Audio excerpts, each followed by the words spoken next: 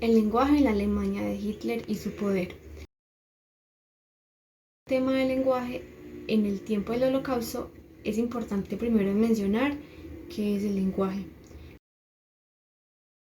El lenguaje es la capacidad del ser humano para expresar ideas, pensamientos, entre otros, siendo nuestra capacidad en sí de transmitir la información, intercambiarla e incluso colaborar a la construcción o destrucción de una sociedad, una cultura o un orden. En Alemania, Hitler utilizó el lenguaje mucho a su favor, muy consecuente a lo que él quería como sociedad. Utilizó esta herramienta para pensar por los otros individuos, en este caso los judíos, transmitiéndoles palabras cargadas de odio, ruines y despreciables, solo en busca de que así renunciaran a su individualidad, para que se despojaran de su personalidad, para convertirlos en un tipo de masa ideal a lo que él llamaría como su jardín o su manada,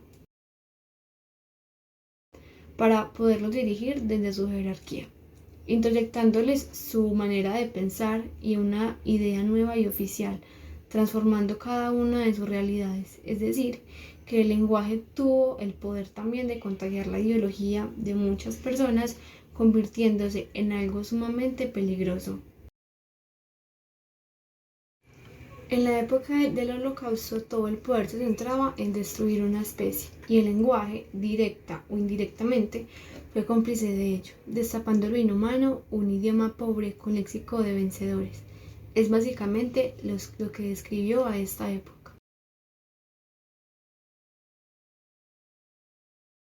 El nazismo se fue adueñando de las palabras, arrebatándolas e incluso cambiándolas para su propio bien. El fracaso de que las personas no podían expresarse en su lenguaje propio es un fracaso de su propia cultura.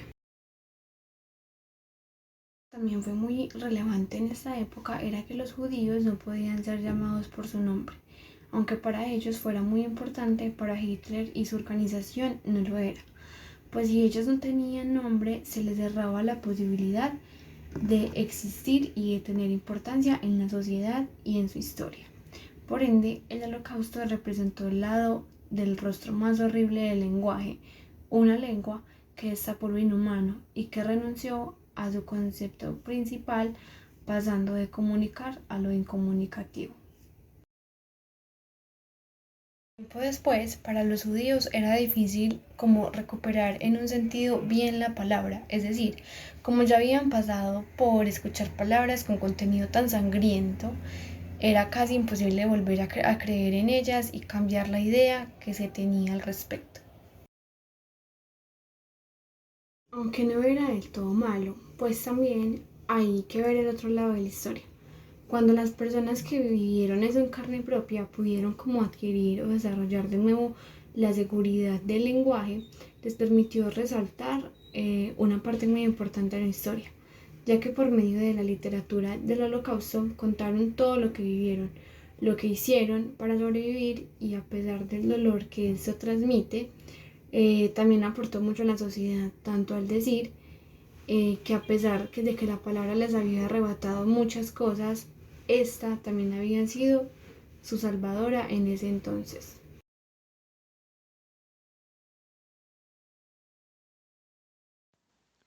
Hitler y el partido nazi buscaban como tal crear un nuevo lenguaje llamado el lenguaje de la realidad, el cual buscaba atrofiar la realidad de las masas para ensuciar sus mentes con su ideología, de forma que el control de las masas fuera más sencillo y no se diera por la fuerza, sino por medio de la palabra.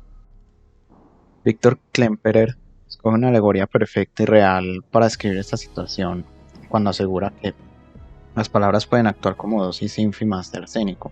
Una las traga sin darse cuenta, parece no surtir efecto alguno y al cabo de un tiempo se produce el efecto tóxico.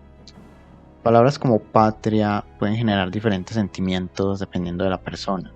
Para unos puede ser un sinónimo de esperanza o de trabajo en equipo, mientras que para otros puede ser un sinónimo de miedo a morir por la patria, a que lo manden a morir a una guerra. Por ejemplo, Valente escribe que el genocidio se organizó sabido es por medio del lenguaje, con su carga mortal en la palabra, y tan solo podía ser purgado en la palabra. restituyendo esta a su ser, arrancándola de los largos, sumergidos, infernales túneles de la sombra. En el partido nazi habían unas estrictas reglas lingüísticas que se usaban específicamente para suavizar otras palabras que, si se dijeran de otra forma, podrían causar un sentimiento de estar haciendo lo incorrecto o cosas que el partido no querría que la gente tuviera en su mente, sino que ellos querían que siempre tuvieran en la mente el pensamiento de somos los buenos, hacemos lo correcto, los otros son el mal de la sociedad. Y esto lo lograban, entre otras formas, suavizando palabras como exterminio, liquidación y matanza, por otras menos fuertes como solución final, evacuación o tratamiento especial. La propaganda nazi buscaba enviar de forma efectiva y barata su mensaje, y aunque por sí sola la palabra no hubiera logrado lo que logró el partido nazi, sí fue una base fundamental para lograr esta fuerza en el pensamiento. Por medio del lenguaje lograron inculcar un asco y un rechazo hacia los judíos. Estos eran acusados de crímenes horribles y vicios repugnantes, comparándolos a bacterias o a parásitos. Puede observarse especialmente con los himnos, el cual es una de las formas más efectivas de mandar un mensaje y de esparcirlo. En este caso ellos buscaban esparcir el mensaje del lenguaje de la realidad.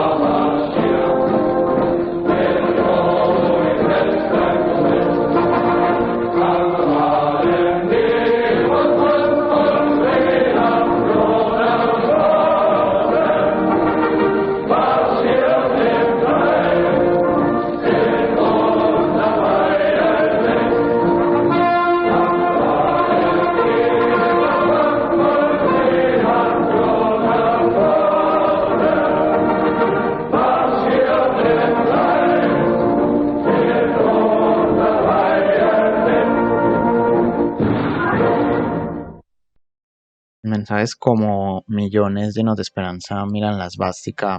Se puede ver esta realidad creada por el nazismo, en la cual se convence a la gente de que hay una esperanza.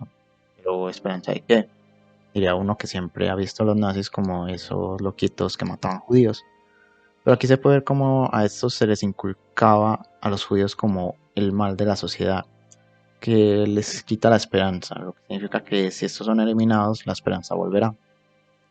Otro mensaje que refleja esta realidad es el que dice: por última vez es lanzada la llamada para luchar, y el cómo se incitaba a defender la patria, a luchar por un enemigo en común, incluso si hay que dar la vida por ese objetivo. También está el mensaje de la esclavitud durará solo un poco más, el cual de igual manera intenta convencer a las masas de que hay un enemigo en común que perturba la estabilidad de la sociedad y que pronto será eliminado con el trabajo unido de todos.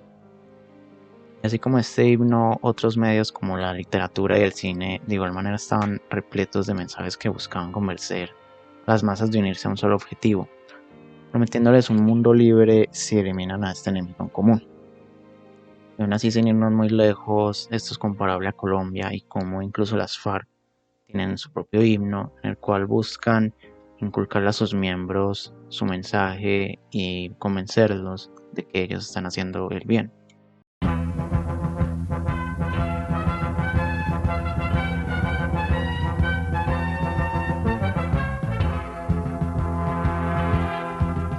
Por justicia y verdad, junto al pueblo ya está, con el fuego primero del alma, la pequeña canción que nació en nuestra voz, guerrillera de lucha y futuro. Con Bolívar galán ya volvió a cabalgar, no más llanto y dolor de la patria. Somos pueblo que va tras de la libertad, construyendo la senda de paz. Compañeros de las FARC, con el pueblo a triunfar, por la patria, la tierra y el pan. Compañeros de las FARC, a la voz de la unidad, alcanzar la libertad. Compañeros de las FARC, con el pueblo a triunfar, por la patria, la tierra y el pan. Compañeros de las FARC, a la voz de la unidad, alcanzar la libertad.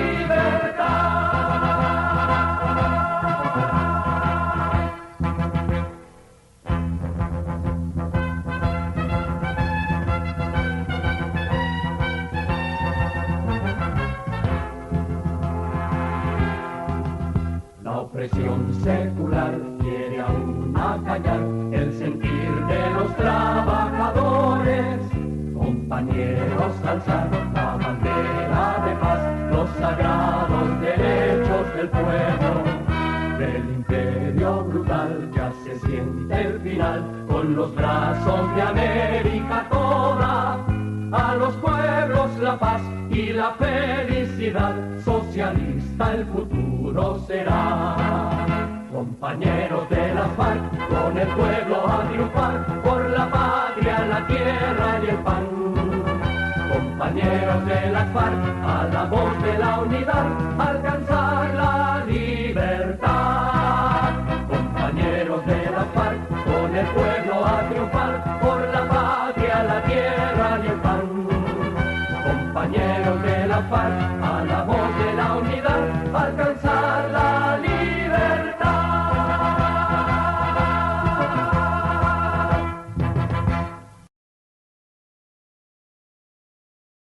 Puedo observar algo muy parecido al himno nazi y es el cómo estos buscan convencer a sus miembros de cómo su causa es la buena, de cómo ellos son los héroes de la historia, y en frases como construyendo la senda de paz o aludiendo a figuras históricas admiradas como Bolívar. Y aunque se pueda entrar en debate si han hecho cosas buenas o malas, ellos se les ha inculcado la idea de que todo lo que han hecho es bueno. De eso se trata el poder de la palabra. Escritores y poetas en el gueto. A partir de 1939, las autoridades alemanas segregaron a los judíos polacos en guetos o zonas restringidas, originalmente establecidas para separar a los judíos de las poblaciones que no lo eran. Los guetos sirvieron de escenario para el exterminio de los judíos europeos. En terribles condiciones de vida y bajo la constante amenaza de deportación, los judíos buscaron preservar su humanidad y su cultura a través de canciones y de versos. El poema en yiddish Esbren de Mordecai Gewürztraminer, escrito en 1939, se convirtió en el himno de la resistencia clandestina en el gueto de Cracovia. En el gueto de Vilna y en campos de trabajo de Estonia, Ernst Glick escribió canciones de resistencia e incluso el famoso himno de los partisanos. Este se convirtió en el tema musical de la Organización de Partisanos Unidos de Vilna, a la cual Glick pertenecía. A los escritores y a los poetas que expresaban su resistencia artística y espiritual. En el gueto de Varsovia, Kat Senelson escribió poemas, obras de teatro y ensayos llenos de esperanza que interpretaban la situación en el gueto a la luz de la historia judía.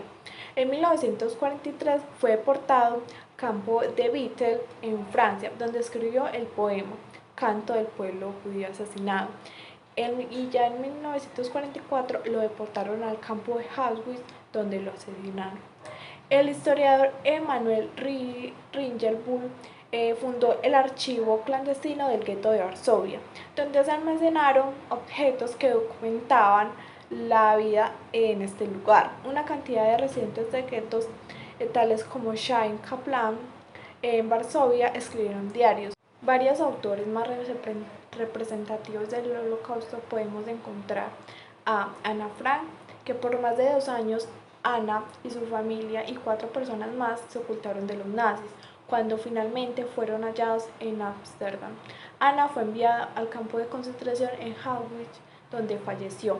El único sobreviviente de los 8 escondidos fue Otto Frank, su padre, quien difundiría el famoso diario de Ana Frank.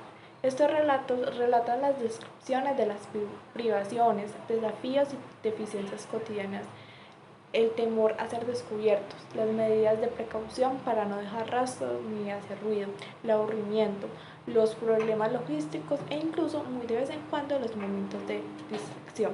Elie Wiesel, el literato húngaro, fue prisionero de los nazis a los 14 años y durante este lapso su padre Sloan, su madre Sara y su hermana menor Judith murieron, aunque sus 2 hermanas mayores, Hilda y Bea, lograron permanecer con vida. Sin duda, este momento marcó por completo la vida de Elie, por lo que se dedicó a escribir sobre el horror del Holocausto. Fue así como plasmó la trilogía de La Noche, conformada la noche, el alba y el día, siendo Premio Nobel de la Paz en 1986. En el libro de La Noche, el escritor rumano confiesa: jamás olvidaré esa noche, esa primera noche en el que el campo que hizo de mi vida una larga noche bajo 7 vueltas de llave. Jamás olvidaré esa humareda, jamás olvidaré las caritas de los chicos que vi convertirse en volutas bajo un nudo azul. Jamás olvidaré esas llamas que consumieron para siempre mi fe. Jamás olvidaré ese silencio nocturno que me quitó para siempre las ganas de vivir. Jamás olvidaré esos instantes que asesinaron a mi Dios y a mi alma. Primo Levi. Este escritor y químico italiano permaneció 10 meses en el campo de concentración de Auschwitz. De los 650 judíos italianos con los que permanecía, fue uno de los 20 afortunados que sobrevivió al exterminio. Una de las obras más relevantes fue Si esto es un hombre, considerada una de las más importantes del siglo XX. Adam Kukov fue un escritor, periodista y dramaturgo alemán. Fue ejecutado en prisión en 1943. Fue miembro del grupo de resistencia antifascista que luego fue llamado la Orquesta Roja. Una de las grandes aportaciones fue el alemán de Baden-Powell.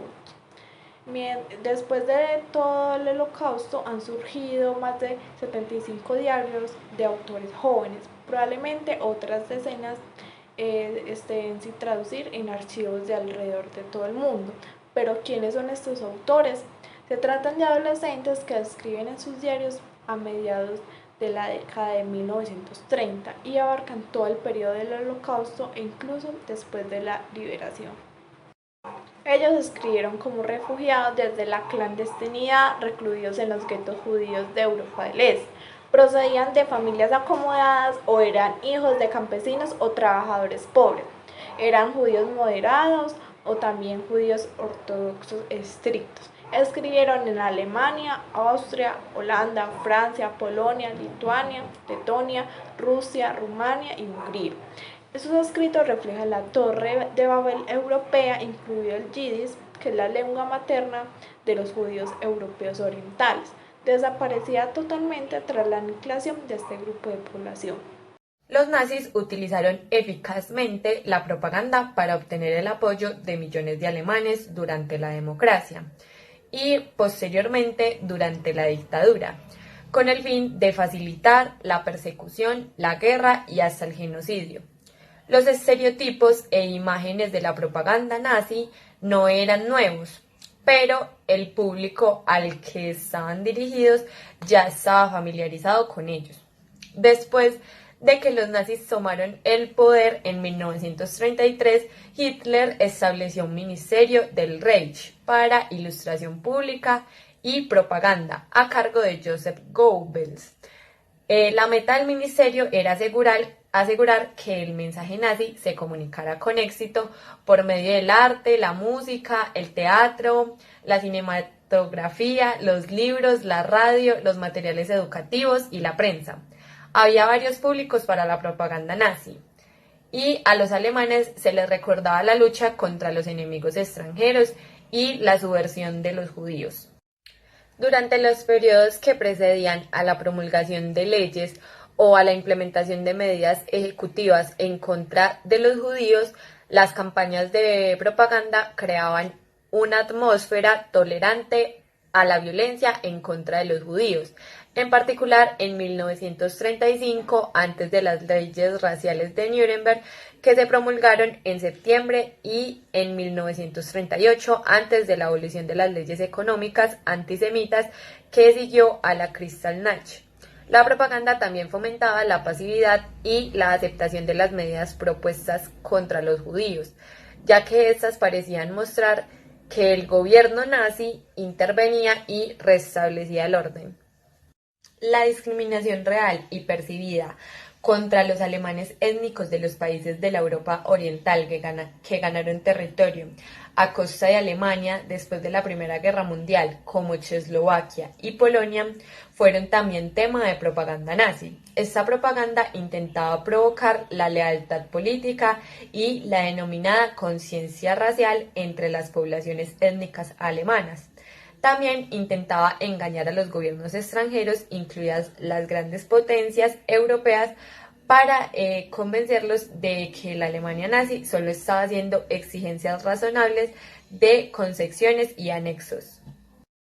Después de la invasión alemana a la Unión Soviética, la propaganda nazi dirigida a los civiles de Alemania, a los soldados, policías y auxiliares no alemanes que prestaban atención alemana a la Unión Soviética, la propaganda nazi dirigida a los civiles de Alemania, a los soldados, policías y auxiliares no alemanes que prestaban servicio en los territorios ocupados, enfatizó los temas que relacionaban al comunismo soviético con el judaísmo europeo y presentó a Alemania como defensora de la cultura occidental contra la amenaza judeo-bolchevique, pintando una imagen apocalíptica de lo que ocurriría si los soviéticos ganaban la guerra.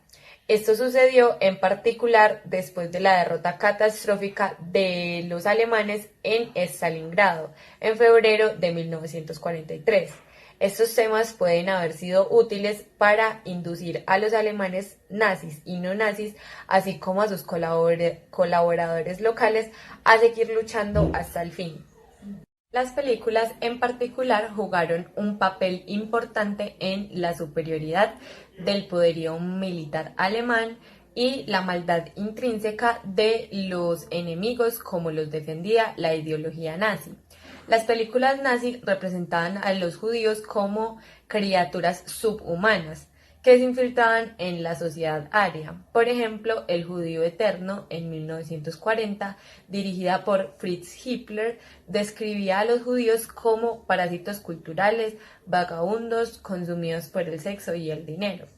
Algunas películas, como El triunfo de la voluntad, en 1935, de Leni Riefenstahl, glorificaban a Hitler y el movimiento nacional socialista. Otros dos trabajos del mismo autor, El Festival de las Naciones y El Festival de la Belleza, en 1938, presentaban los Juegos Olímpicos de 1936 en Berlín y fomentaban el orgullo nacional por el éxito del régimen nazi en las Olimpiadas. Los diarios en Alemania, sobre todo Der Stürmer, que significa el atacante, imprimían tiras cómicas que usaban caricaturas antisemitas para representar a los judíos.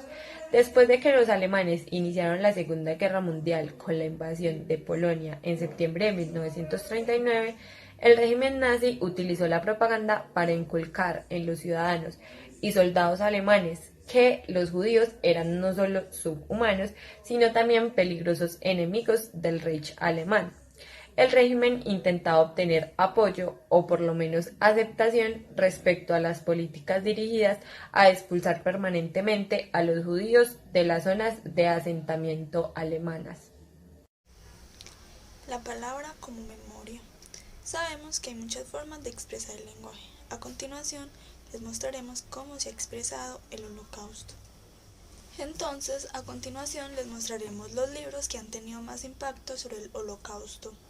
El primer libro del que vamos a hablar es este. Este es el más complicado de la lista. Es la célebre obra que escribió el propio Hitler mientras estuvo en la cárcel tras el intento de golpe de Estado de 1923 con ayuda de su gran amigo y compañero. Ayuda a comprender la perversa mentalidad del dictador, que lleva a ejecución sistemática de unas 15 millones de personas. Su lucha es un ensayo de gran complejidad, pero que toca asuntos ideológicos del partido nazi, también como la pureza de la raza es el punto de partida de la tragedia. El segundo libro del que vamos a hablar es este. Este es un magnífico ensayo escrito por el psiquiatra austriaco Viktor Frankl, publicado en Alemania en 1946. Frankl fue un superviviente de varios campos y su libro, además de contar las terroríficas vivencias de los campos, hace un análisis de la psicología del prisionero durante y después del encierro y la tortura, imprescindible para los aficionados a este género. Es el tercer libro. Se trata del relato de una adolescente judía que se dedicó a escribir en su diario durante los 2 años que su familia pasó en la clandestinidad, entre 1942 y 1944. El libro fue publicado por su padre, único superviviente de la familia, en 1947, 2 años después de la muerte de esta niña, en un campo de concentración. Desde entonces se ha convertido en un clásico de la literatura. El cuarto libro es un relato sobrecogedor de un superviviente del Holocausto, músico de origen humilde. El judío se ve afectado por la invasión nazi en Polonia, por el traslado del gueto judío a Varsovia, en condiciones infrahumanas, y por la deportación. Toda su familia fue asesinada en los campos, mientras que él logró sobrevivir milagrosamente, aunque a duras penas, en las ruinas del gueto, y recibiendo la ayuda de amigos y conocidos.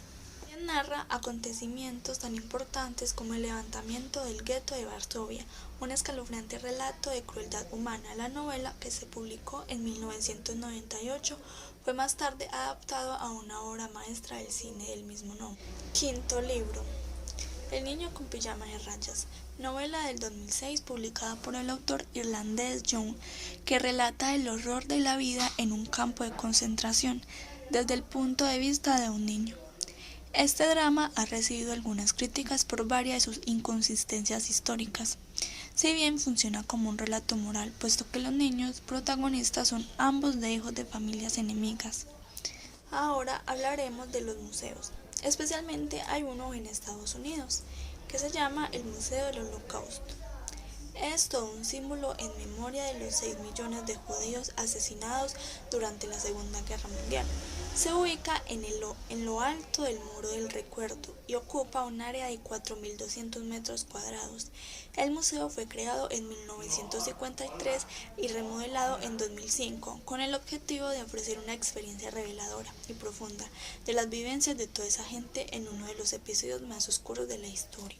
Se divide en varias partes. La zona más visitada en el Museo de la Historia está ubicado en un gran edificio con un corredor central con forma de pirámide, del que nacen las 9 galerías del museo. La luz del día se cuela por las ventanas superiores del pasillo de forma escalonada, dando lugar a un ambiente solemne que invita a la reflexión. Las salas del gran pabellón del museo están divididas por temáticas.